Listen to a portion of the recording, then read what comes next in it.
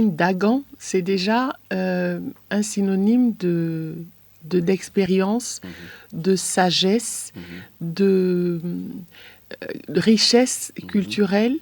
Et en disant Dagan, je pensais vraiment à grande sœur. Oui.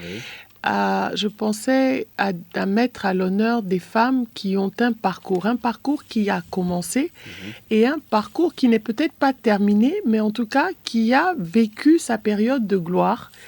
Parce que ce sont des femmes qui ont vraiment marqué leur époque.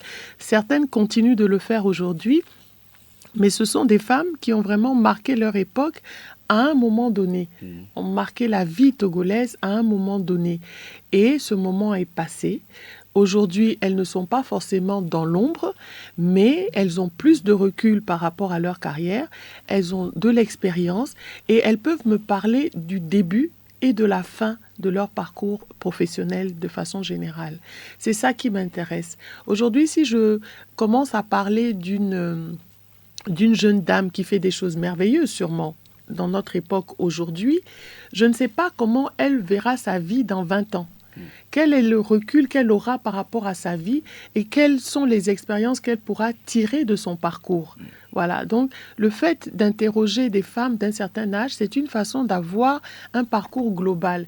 Le début, le milieu, la fin de parcours, qui ne veut pas dire la fin de vie, qui ne veut pas dire la fin de carrière, mais qui nous permet de retirer de ces femmes-là beaucoup d'expérience et de sagesse. Et justement, comment on fait pour paraître dans votre magazine? Alors ça, je vous dis, c'est un peu... Déjà, personne ne s'adresse à Dagan pour paraître. C'est pas ça le but. Le but, c'est pas de dire, moi, j'ai fait quelque chose d'intéressant, donc je veux paraître. Non.